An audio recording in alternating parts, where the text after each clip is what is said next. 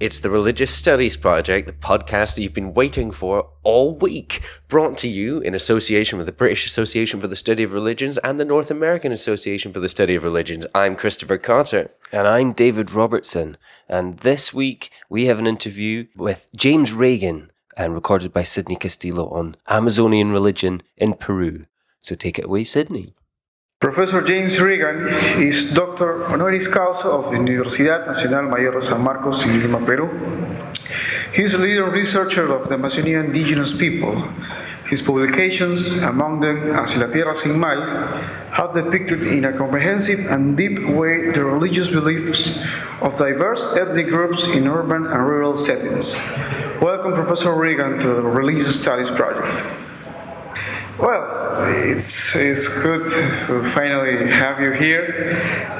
We're very excited to learn a lot about Amazonian religion and particularly in the indigenous people. What is the worldview that they have, and what's the prevalence about the beliefs about they have about the world and the myths that they have.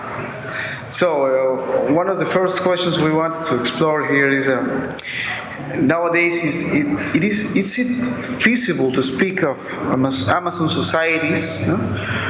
Where does the indigenous begins and ends? In the Amazon, there are societies that have a very strong identity, like the Awahun and Montis. But they also, most of them speak Spanish.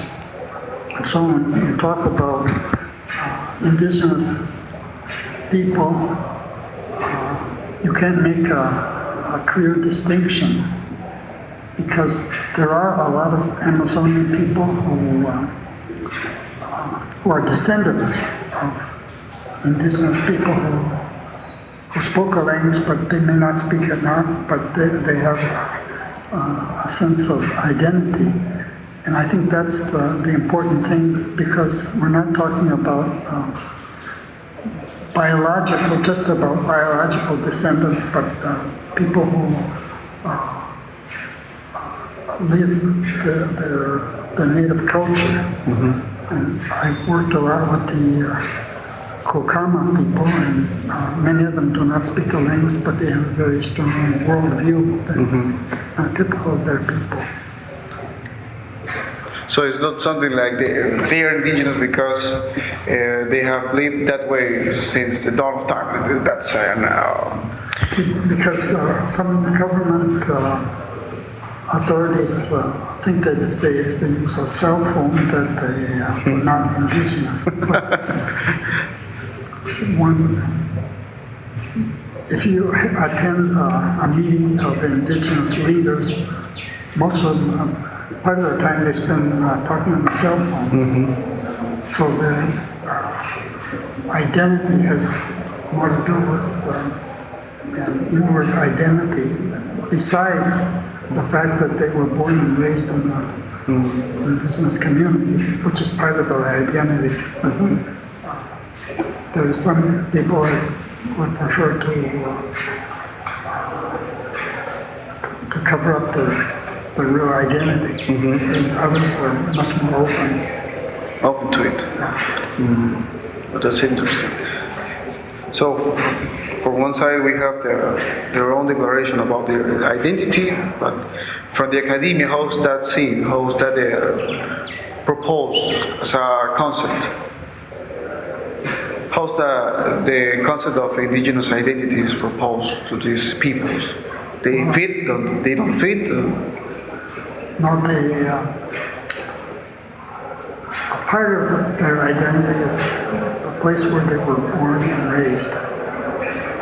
And another part is their own identification with their people, even though they may be living in some other place. Mm. So it's more than like a subjective thing that one feels. It's a combination of the way that they were raised, mm-hmm. from their childhood, and their own choice. Mm.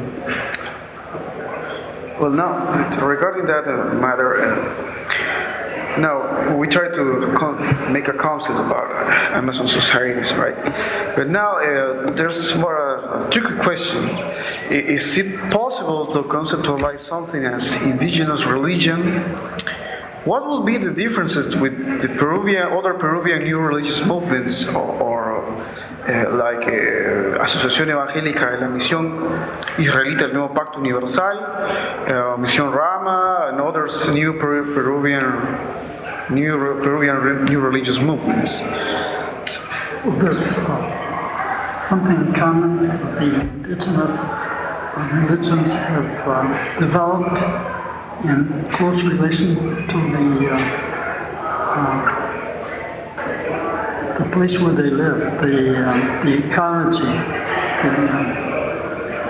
their mythologies, for example, are based on a relationship to the place where they live, the animals, and the relationship to the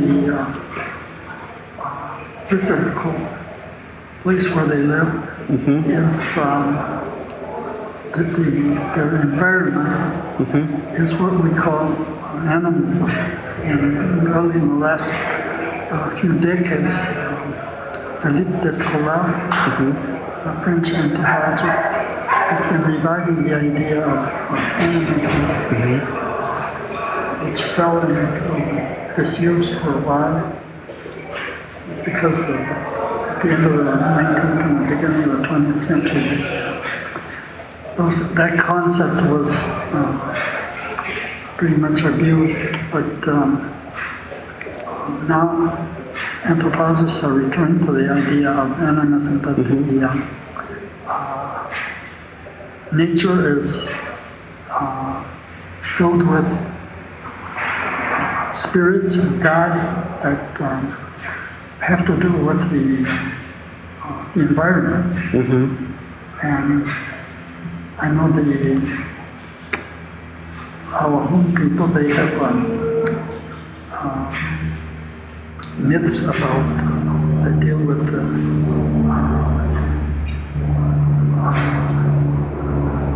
their environment. In one myth, the Nunquis, which are like women, but they live below the surface of the earth, and they make the plants grow. And some children mistreated the daughter of the Nunquis, and so they lost their biological diversity of edible plants, and so they had to find these Nunqui women and ask them to return what they had lost. And another myth, it's a great hunter, and he almost exterminates all the species of birds. And there was just one small bird left. And this bird explained to this man what he was doing, and showed him how to repopulate the earth with birds. He told him to put a feather in his blowpipe and blow the feather, and it turned into a bird. And so he restored the population of different species of birds by using their feather. But that's a type of myth that has a lot to do with ecology. And these myths have been built up over centuries, having been told and retold many times. And they also have a common structure that Lady Strauss says that has to do with the structure of the mind, the human mind. Because these stories have been told so many times, they start picking up certain patterns. And that's what Lady Strauss studies. And so I think that as far as the structure of indigenous religion, it has a lot to do with the way of thinking of the Amazonian people, and also the fact that the Misión Israelita is based on sacred books, the scriptures, and which means literacy, whereas the Amazonian myths developed as a means of thinking about the reality. And for people that haven't had in the past systems of writing, they develop a way of remembering and of really doing their thinking, their philosophy through stories, especially stories about human-like creatures that at the end of the myth they turn into animals or trees. But it's a very interesting way of reflection, of thinking about the reality for people that haven't had the system of writing. And as far as the Misión drama, well, it deals with people from other planets, and whereas the native indigenous religion deals with the place where they live, and the things that surround them, the different animals and trees and plants. And so the Amazonian people also use psychoactive substances to see that reality that's within the plants, or they can see the spirits of the animals, and that has a strong influence on their religion. But their religion is not organized like a church, and religions that we know that are based on sacred books and certain types of organization, because animism is a characteristic of religion, and has been in almost every part of the world. And, but very little, most of them haven't developed into a church. Maybe some of the Oriental religions like Shintoism it's much nearer to an animistic type of religion. But the animists in the Amazon, the animists in Africa or New Guinea are unaware of the animism of other peoples, because it deals with the place where they live. So it's limited to the geography that they are located most of the time. But also they have this concept, since you make the remark that it's obviously is not something that can be transmitted into books or writing, but in oral tradition. Yes. So they have to think, they don't have to think, but they transmit these ideas about supernatural events or beings. There is some way easier to remember, right? They're more easy to remember. That's why they are so prevalent today.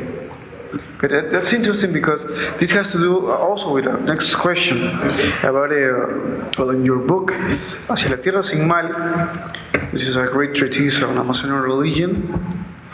You present your research on the Jesuit missions on the Amazon basin. What was the impact of this mission in the native beliefs? Yes. Well, the native Amazonian people have incorporated Christianity into their worldview, but it's been an incorporation and a transformation of Christianity without losing their own identity. And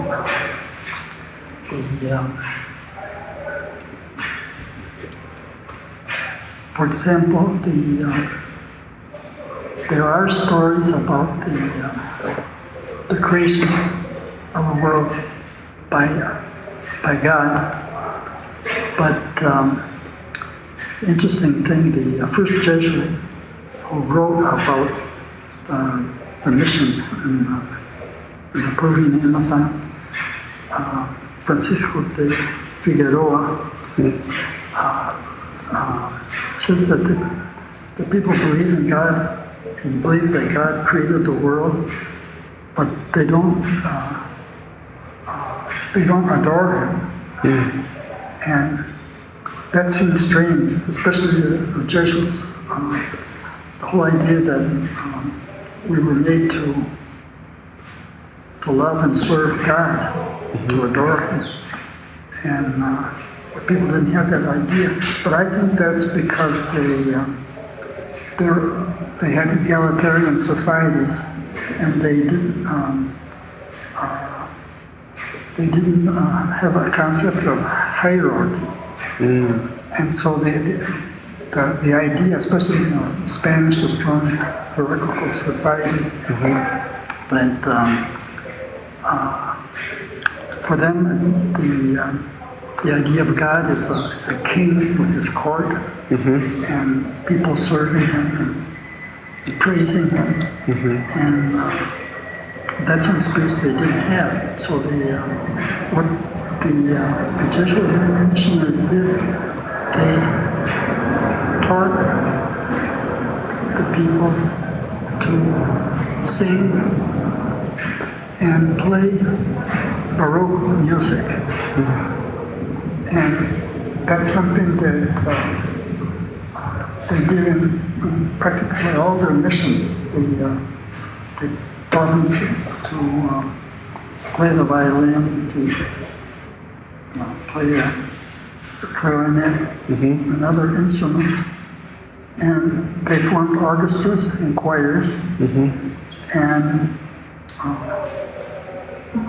there's a lot of information in the writings of the Jesuits in the Amazon about this, but they haven't found any of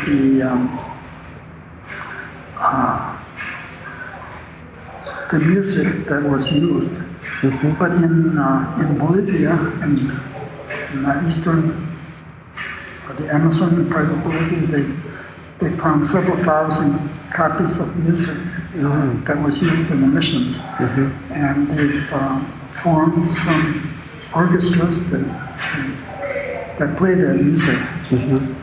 In the year 2008, one of these orchestras came here to Peru, and they played music in San Pedro and also in the Luis de Montoya. And it's very beautiful music, and the missionary said that their orchestras were as good as any European orchestra. And so it was the music of their time, but it was the music for liturgical purposes to be used in the church. They used it, but they taught the native people to read and write music.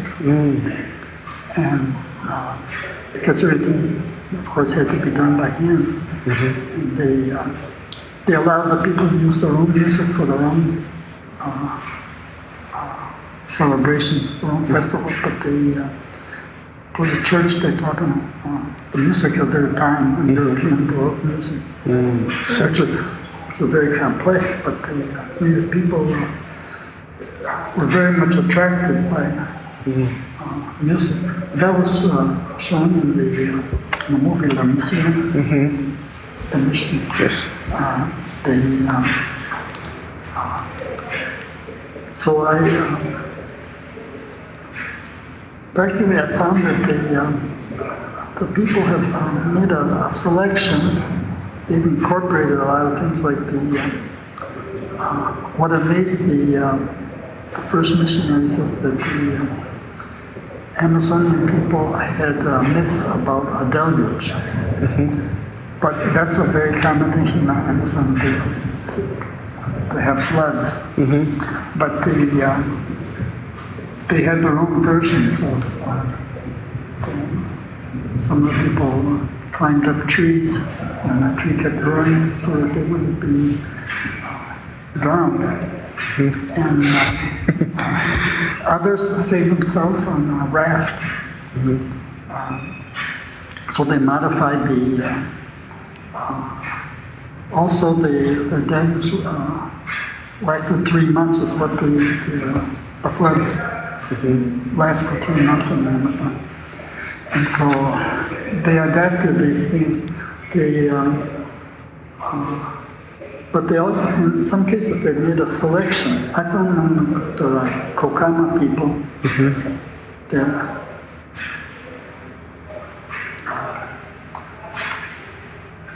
one man told me that it's not true what the priests teach about life after death, about heaven.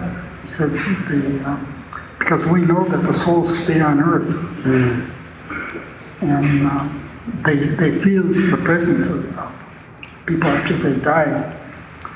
And so, but others have made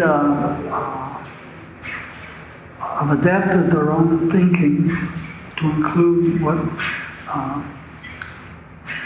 they tried to understand from what they learned in the missions, the Jesuit and also the Franciscan mission. So they have an idea that when a person dies, their soul wanders around until it finds a baby that's about to be born. It's reborn. And so some of them have developed the idea that we have two souls. One soul is created by God and goes back to God when the person dies, and the other soul wanders around until it finds a way of reincarnating. So they don't give up their own ideas, incorporate I've seen some of the drawings that some young people, the Chairita or Shari people,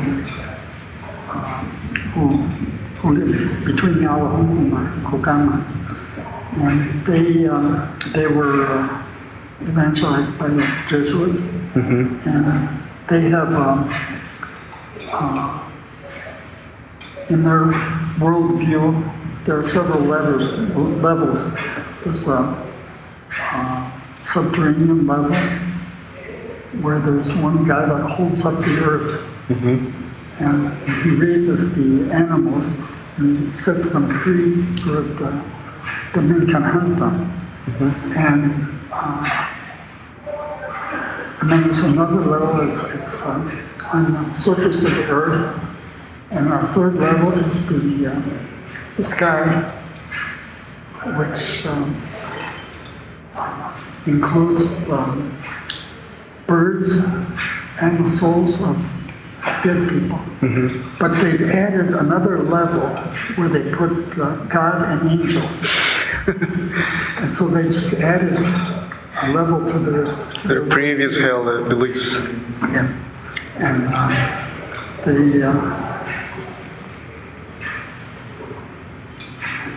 so it's, one of the things that was interesting in the research for this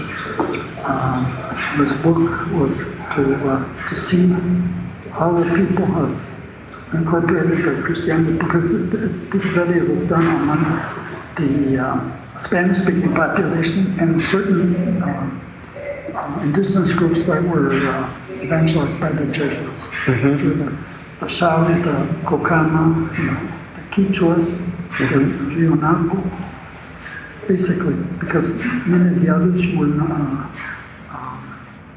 become Christians later on. These people, it was interesting because to see how they reinterpreted some of the Christian beliefs and adapted them to their own situation. And in the Kokama, Francisco de Figueroa mentions the official idea of reincarnation. They even have an idea that the soul of a dead person can replace the soul of a person that's living. And that was similar to what happened in Paraguay in the Jesuit missions, that some of them took on, when they were baptized, they had to take a Christian name. So some of them thought that soul of that saint replaced their own soul. And so that was an unexpected result. Because there's a religious movement in the Amazon that was started around 1975 among the Kokamas. But there was a preacher from Brazil that preached in Portuguese. And they thought he was the creator God that had returned to announce the destruction of the world. And so they started their own religion. Pretty much, in part based on what they understood Christianity to be, Christianity of the old missions, and their worldview of a God that destroys the world and creates a new world. And sort of a cyclical process. And that goes along with the idea of God that they had, that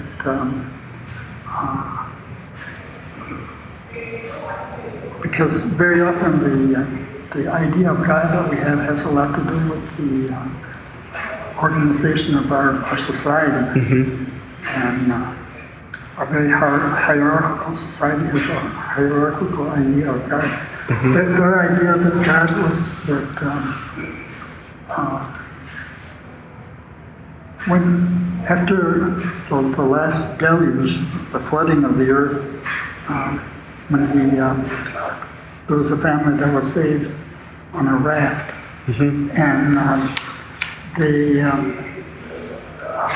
when he finished the creation, he went back to his farm.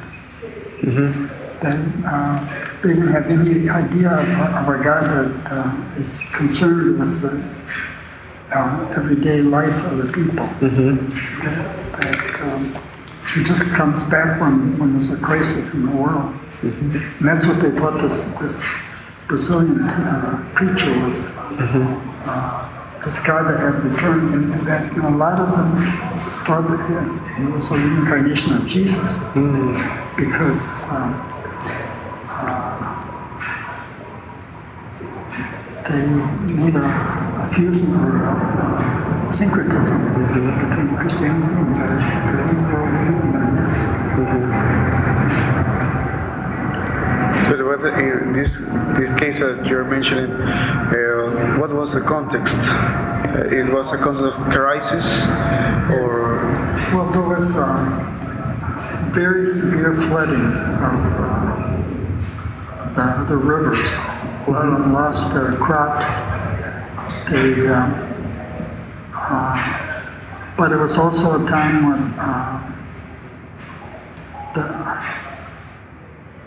there were several factors. The economic crisis,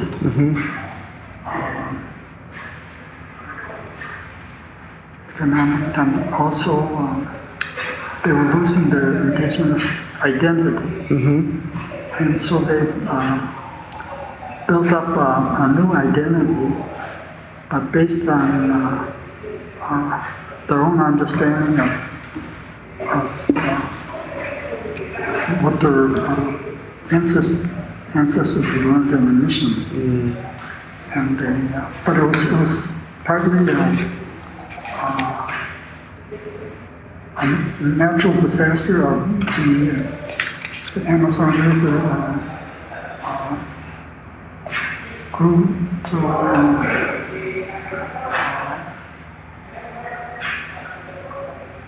flooded 2 meters higher than ordinarily. That meant that a lot of the people who had their farms and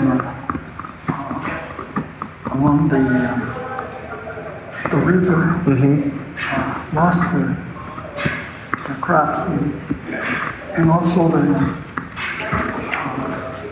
time when they had begun the exploration for oil, and a lot of men especially left their families to work for the oil companies, and so the families were pretty much abandoned, and when that work finished, they went to the cities to look for work, and they couldn't find work. And so this also had an effect that, according to them, they started to search for the land without evil, which is a tradition of the Tupi Guarani people. Because the Kokamas are Tupi Guarani. And the same thing happened in Paraguay, in southern Brazil, and also now in Bolivia, there's a movement also. And their idea is that all these problems that they have come from evil. And so they, especially the cities, are evil places that they have to leave. That's why the title of the book is It was The Land Without Evil. And that's one of their aims, is to create a society without evil. And that means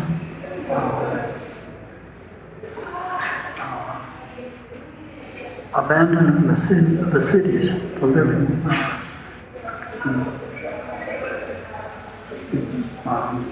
more remote areas of the Amazon, but on high ground, so they won't be flooded. So there's a sense of reality of the myths are not just stories for them, they're historical facts that can be repeated.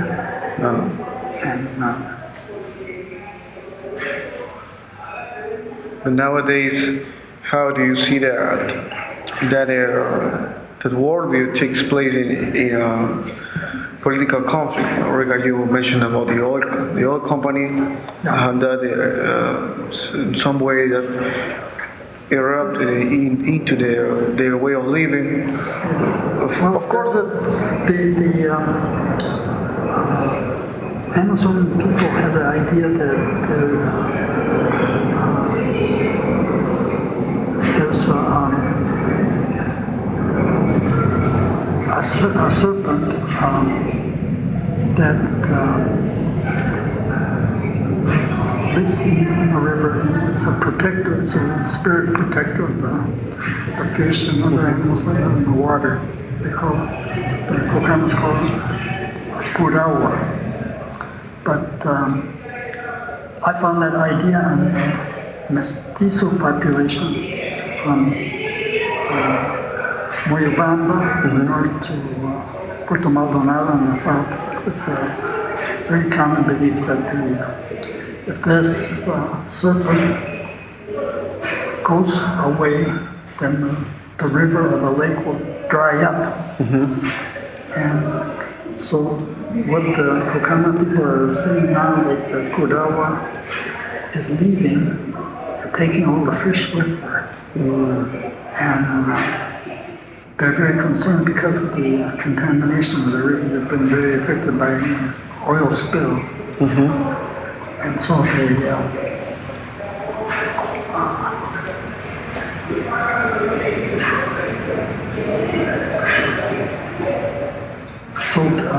that part of their mythology is very real to them, and they believe that there are people that live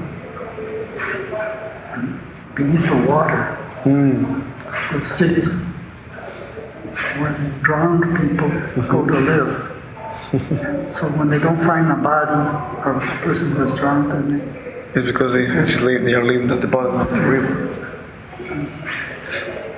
Now, I want to ask you, what is this? It's clear now that they have a somewhat different worldview about different realities about the environment, practically most of them. But we all live in a wider society than the immediate one. So you also wrote about this issue of the conflict between the state and a specific Amazonian population called One Piece, or only One Piece. And I wanted to ask you about, in relation to the worldview that indigenous people share, you describe in the article the Wahuna and One Piece against the state, that the conflict with the state happened because of the difference of worldviews.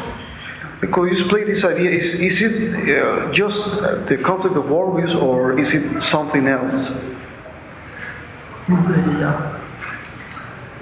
Our One Piece,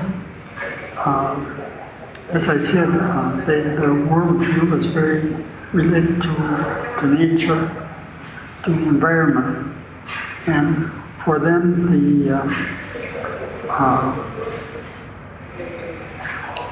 for the state, the Peruvian state, anything that's found on their land, like oil, belongs to the state.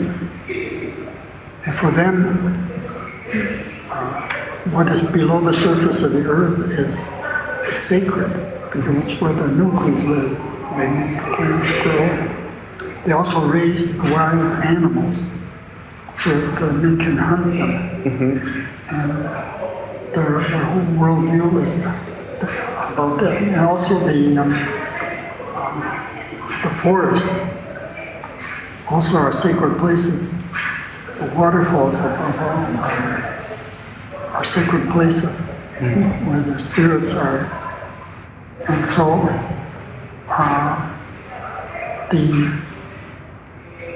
the state views these places as resources that they can exploit, but they have a different view. In general, the indigenous Amazonian people have an idea of development which is different from the Western concept, which is to produce, to make a profit, accumulate money or accumulate material things. But Amazonian people, their idea is to have good health, good food,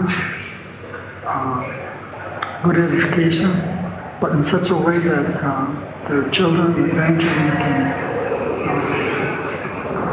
benefit from this. So they're very careful about the use of the land. And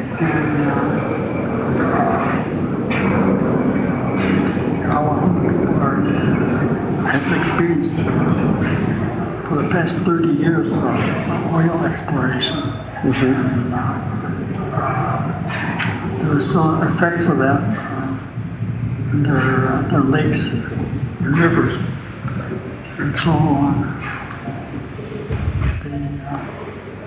basically the state has a very materialistic view an economic view of the resources, whereas they have a personal relationship with nature. And the women call the plants in their gardens, they call them their daughters. And the men call the animals that they hunt, they call them brothers-in-law. And so they have songs that establish this relationship with the natural world around them. So they're very careful, and they knew very well what was happening. The president proclaimed some decrees that would affect them. They're very much aware of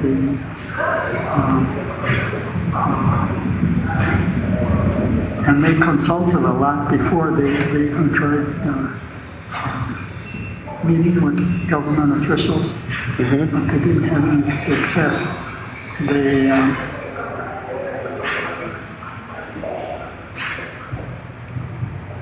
They had a very effective use of, and the protest that they organized was, they had very good communications with their cell phones. And,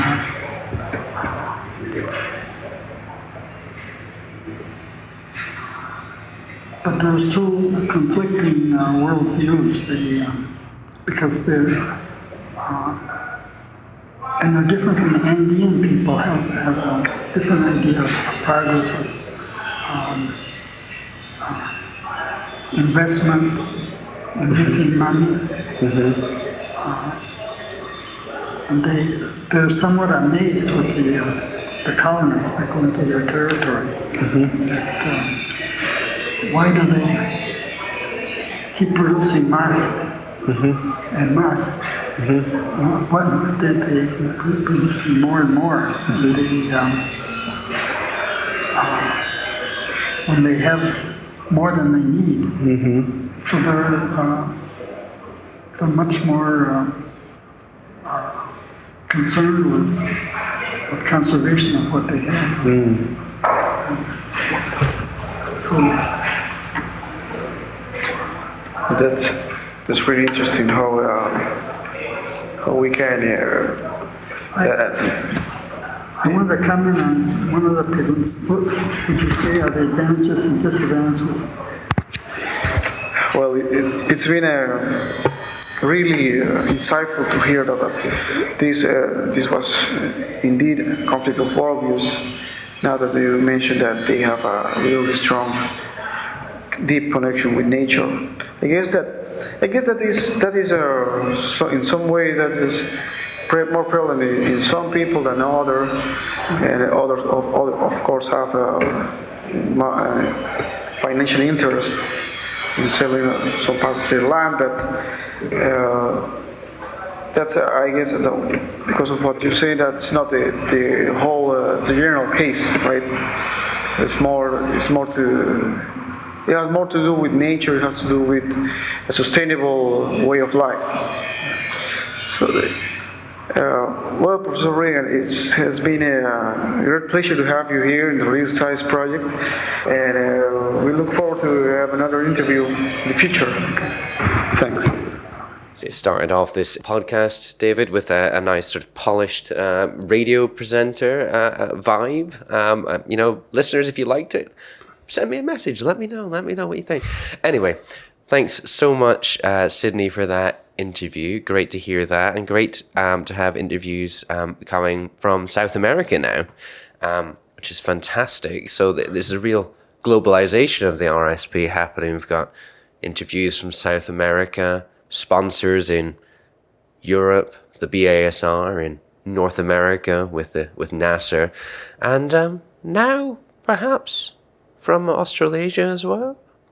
Indeed. Well, the AASR, the Australian Association for the Study of Religion, has come come aboard as a sponsor. Have they? They have indeed. And they're going to be sponsoring our newsletter, our weekly...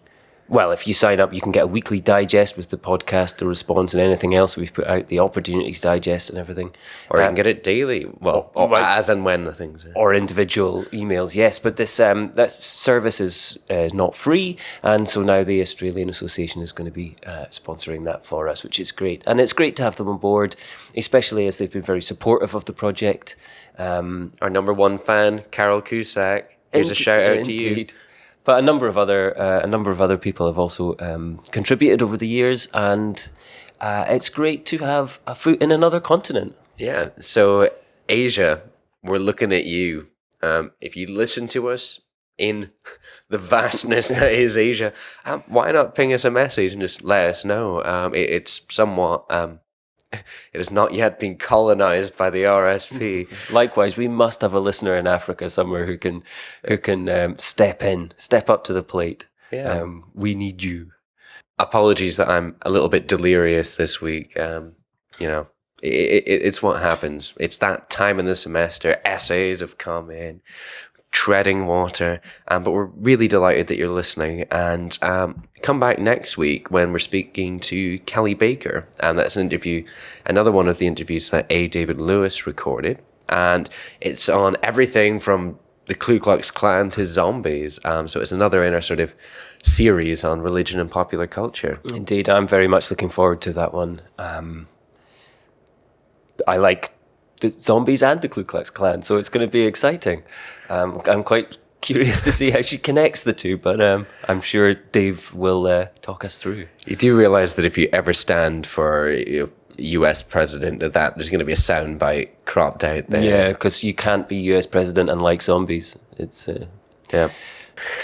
Anyway, we're going to stop talking now before we say anything more that we shouldn't. So remember our amazonlinks.com.co.uk.ca. Remember Facebook, Twitter, iTunes, Google+, YouTube, everything. If you want us, there are so many ways to get us. Thanks for listening.